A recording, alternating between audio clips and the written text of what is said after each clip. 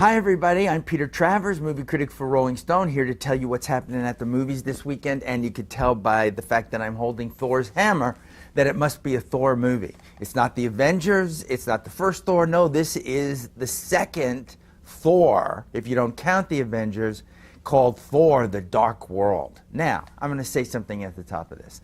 I've read a lot of highfalutin critics who just don't care about the Marvel universe, and they would just say, oh, this is just so silly and so stupid, why should I, with my intelligence, even bother with a movie like this? So I'm not talking to them. If you feel that way about it and you would never see any kind of Marvel movie, go away, I don't want you. I'm talking to the people that really are into the Marvel comic movies. And so on that basis, now that I'm just talking to you and we got rid of the other people, you're going to be disappointed. What can I say? The first Thor, which was directed by Kenneth Branagh, had a kind of, I think he gave it a little gravity, a little Shakespearean gravity that he brings to the party. The Avengers, I completely loved. You know that if you've been listening to me or reading the reviews. The Avengers was a giant hit, and Joss Whedon, who did it, did a great job. So what's the disappointment? And again, I'm not putting Thor: The Dark World in the scum bucket. I'm just saying, why isn't it up to the other ones? Well, first of all, there's not enough Loki. I mean, you have Chris Hemsworth there with the rippling muscles and the blonde hair, with his hammer, the Norse god Thor. He's still there. He's Thor, the god. And I think he's about 5,000 years old, but they never really tell you. And of course, he's in love with Natalie Portman still, who's a scientist there on Earth.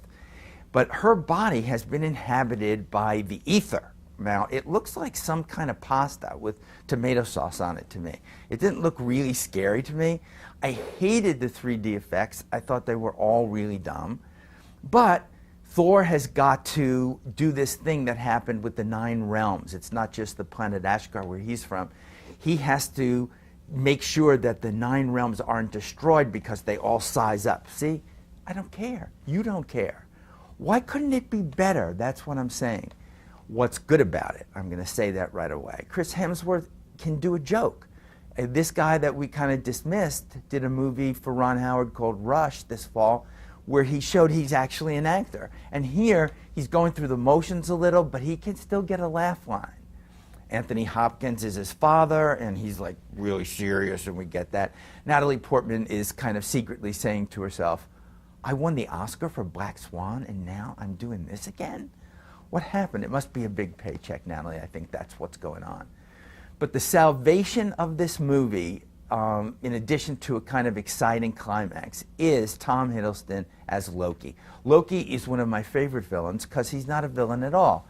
He's a guy that takes this attitude that if you can't have fun destroying people, then don't do it at all. The guy's got an irresistible smile. He doesn't have one of these hammers, so he can't do what Thor can do, but he can sure save this movie. So that's what I'm saying to you, Marvel people. I'm saying you'll be okay with it, but you're going to be sitting around hoping that Avengers 2 will come out, where we get all these characters together and life is a better place. For now, I've got to say Thor: The Dark World, just passable. And I'm Peter Travers, and I'm...